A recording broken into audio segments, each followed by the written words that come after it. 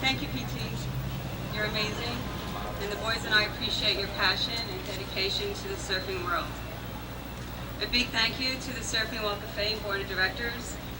It is such an honor to have Dick inducted into the Walk of Fame this year, along with Sonny Garcia, Ian Carnes, Rick Fignetti, Dave Rochlin, and Candy Calhoun. Congratulations to each of you. I know Dick is watching over us right now and smiling. First, because I'm up here speaking to you, which is probably making him laugh. We all know he was the king of public speaking. Second, he just loved each and every one of you here today. I truly believe Dick's legacy will be with us forever. Our world is a better place because he walked through it and touched our hearts, our minds, and our souls. His memories, incredible faith, love, and dedication to the world of surf are the best gifts we could have ever received. As I paddled out yesterday, contemplating what to say today, I could not help but smile and say thanks, Dick. One of the many most amazing gifts he has given me is surfing. What an invigorating sport. What an incredible extended family of friends the boys and I have gained. What a blessing to know that the memories of Dick and what he has done will continue to shine and be recognized by generations to come. We must always remember Dick's unstoppable spirit, his zest for life, his genuine love of people, his willingness to mentor, and his great sense of humor. I'm blessed to have these memories as they help me get through each day. Thanks, Una. And that brings us to now the inductee portion. Our first inductee today, Candy Calhoun, could not be here, but she does join her mother, which is an incredible thing when you think about it. That a family now has two inductees. And it's just a wonderful group to be with. Candy Calhoun is an oceanic experience to be on the roster of many wonderful surfers.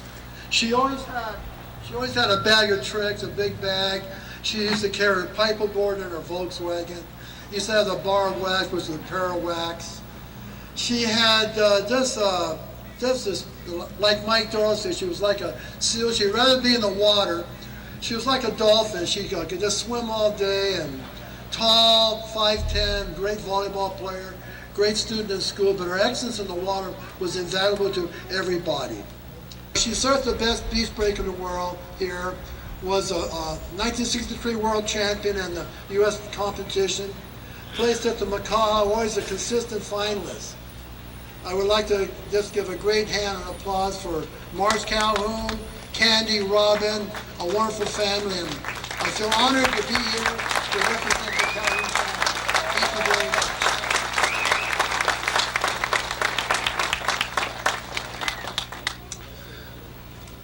so that was our Woman of the Year. Our next induction is for surf culture. Pua was on the NSSA national team in 1981 when Ian Cairns and I were the coaches of that team. And the whole Rockland family, I think everyone in Hawaii came. They're all sitting here. If you notice all these colorful Hawaiian shirts, and this beautiful one I have on right here, which they gave me last night. Dave Rockland in 1964 started Surfline Hawaii, and of course the brand that came out of that was Jams, which is still a fantastic brand today that Pua and the family run out of Hawaii. They love Hawaii. I'd like to bring Pua up on behalf of his father to accept his induction. I'm honored to celebrate my father, Dave Rockland's induction into the Surfing Walk of Fame. It was in the early 1960s. My dad came home from the beach, grabbed a pair of pajama pants, cut them off at the knee, and asked my mother, Kay Nui Nui, to sew up the fly and hem the bottom. This was the birth of Jams, a multi-million-dollar business that helped bring beach culture to mainstream America. Many of you here today probably grew up with a pair too, like Peter said. But my dad was more than a fashion designer. He was a genius philosopher with a degree in industrial psychology. He used fashion as a vehicle to spread his message of color, freedom, difference, and love. Expand your mind, think out of the box, have a worldview, be fearless to express yourself, and most of all, have fun doing it. My father lived a full life. He grew up in Santa Monica Canyon, spent a lot of time in the ocean at Malibu, spent several seasons as a lifeguard at State Beach. He was a U.S. Marine. He sailed from California to Hawaii in the early days on a catamaran where he met my mother and raised 5 kids on the beach. He graced the covers of Life magazine not once, but 3 times. He was a Hollywood stuntman, an artist, a waterman, an off-road motorcycle racer, a world traveler. My father understood the rhythm of the waves and the tide pools of life. He caught the right wave at the right time in the ocean and the business world. He was all of this and more. At the end of the day, he was our dad. So today, our pop is being honored for his influence on surf culture. My family is deeply touched that his legacy will continue here at Huntington Beach in the Surfing Walk of Fame. So I just want to thank you all very much. You look great out there. And someone get a picture of this because I feel great here. So without any further ado, I'm going to get Rockin' Fig up here to talk to you about his induction as a local hero. Proud to live in Huntington Beach, that's right, proud to be an American. Wouldn't want to live anywhere else. Wouldn't want to live anywhere else. But I gotta say, the surfing career started when my mom and dad, they bought a house. The renters, they rented it out, the people moved out, they left the surfboard there back in the 60s, and that was my first board. I used to drag that thing to the beach. It was so big, couldn't even carry it. So that's where the whole thing started.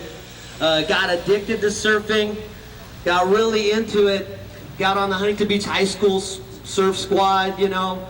Never really had the ability of somebody like Bud Lamas, because that guy ripped so hard he could win a contest on one side of the pier, he could win a contest on the other side of the pier. But you know what? I had a lot of tenacity, and I kept on trying, and kind of got lucky, you know. Made it on the OCC college team. We actually won a couple national titles there. Made it on the NSSA national team.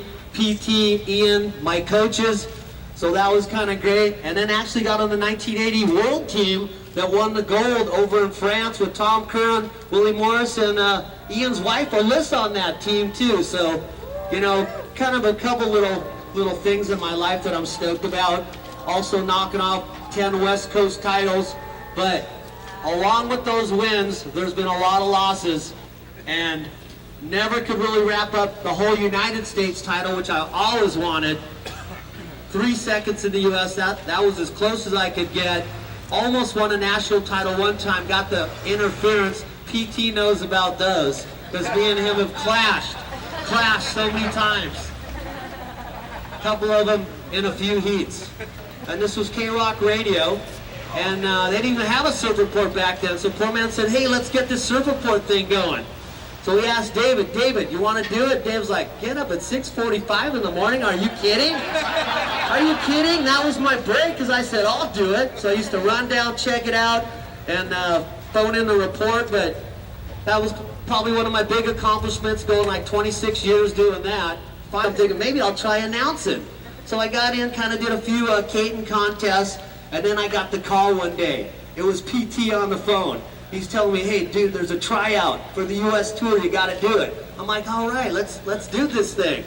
So I went to it, but it was at a wave pool in Irvine. I'm calling a surf contest. Kelly Slater in the wave pool, you know, slashing away, but somehow iced the job, and then it was cool. Got to do that for a while. But I had to say this, surf contests back in the old days, kind of boring. They'd call you for a heat, you'd go out there, check in, and they'd say like, whoa, that surfer rode that wave under tons of thundering whitewater. So my friends, David DeWeva, taking me under his wing when I was just a grom, and Pops DeWeva too, he's a legend. PT for pushing me to achieve, who's involved in all the surfing happenings. He is the man. That's all I gotta say. Give a round of applause, PT. Chuck Kent for critiquing me in my salesmanships back in the old days. And Parmy, I don't know if you're out there, for cracking the whip on me all those years for the training program. Other than that, I just want to say special thanks. Thanks for the induction. Thanks for the vote. I don't know, did somebody rig that box? I still can't believe it. And all my homies, thanks for coming on down.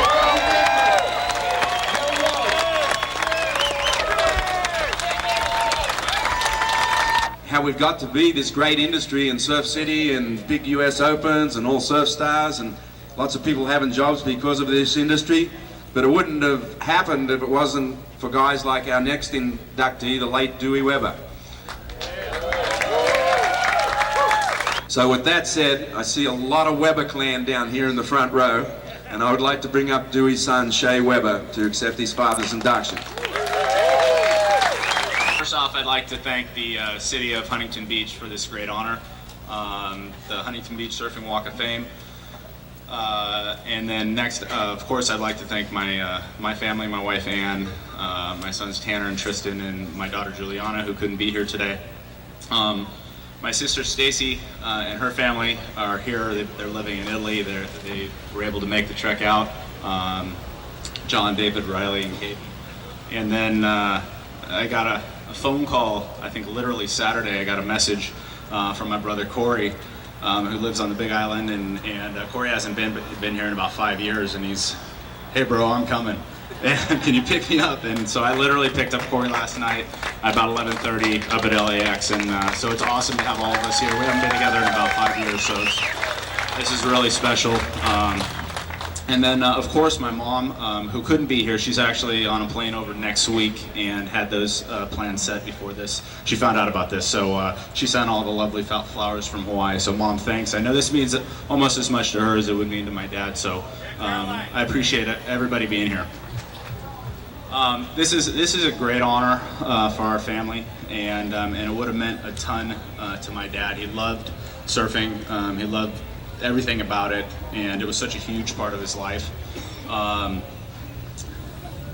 want to take the opportunity to congratulate all the other inductees, those that are yet to come up here, and those that have already gone. This is really a great class of inductees for my dad to be honored with. In 1981, he came up with a crazy idea with the help of my mom to come up with the Dewey Weber Longboard Classic. And this was at a time where longboards just basically weren't around. I mean, you probably wouldn't be caught dead on one. And again, not afraid to take a risk. The event ran for about 6 years, and in looking back was one of the key moments in longboards coming back. And whether you like longboards or not, I think we all can agree that it changed the mentality of surfboard makers all around. We were able to revisit a lot of the retro shorties and things like that, and just alternative surf equipment. And I think longboards coming back had a lot to do with that. And I also remember I was at the event that PT won, I think 83 or 84, 84. And that was special for me as well. And I remember David surfing, ripping on the nose at those events as a kid, and so Dad, I know you're here. Congratulations, and thank you everybody for being here. Without further ado, I'd like to bring up my great mate Ian Cairns.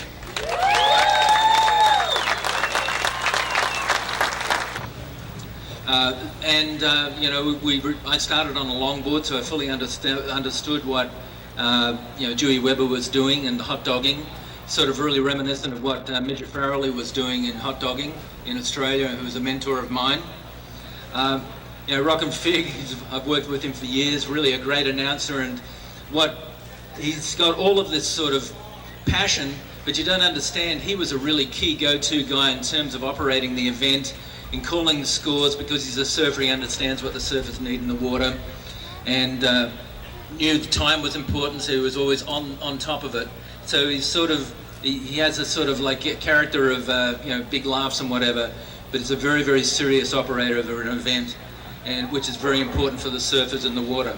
And I appreciated all of that. Candy Calhoun, PT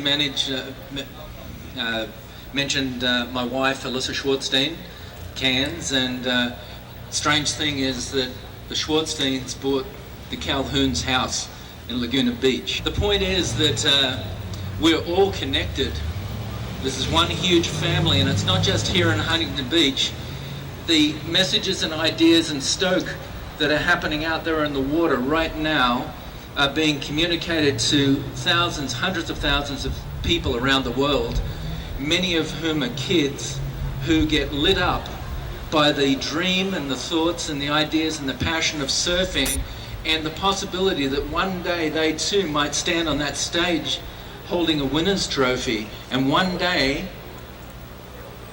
a miraculous thing might happen.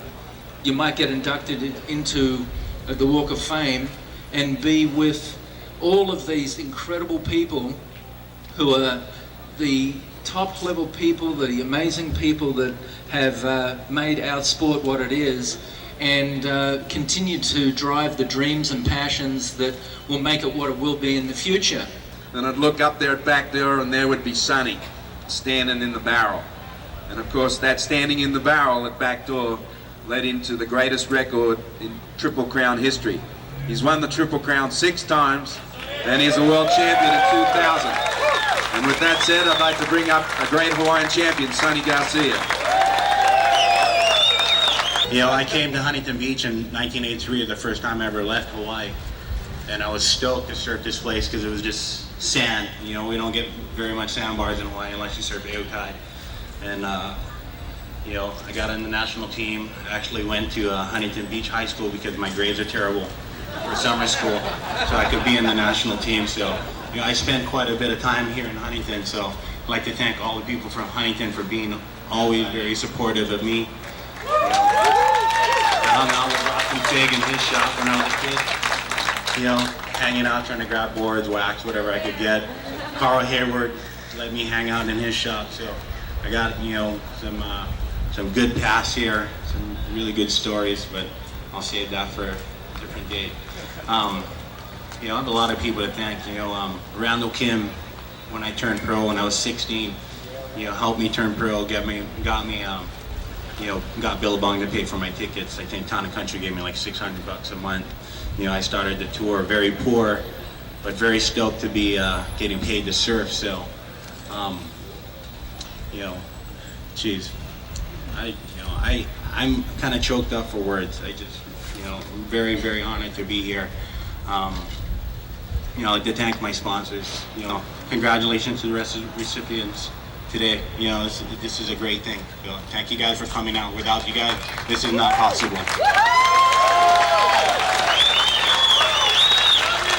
So we look forward to seeing you back here next year for the 18th, and I'm sure we'll have just a great class just like we did in 2010.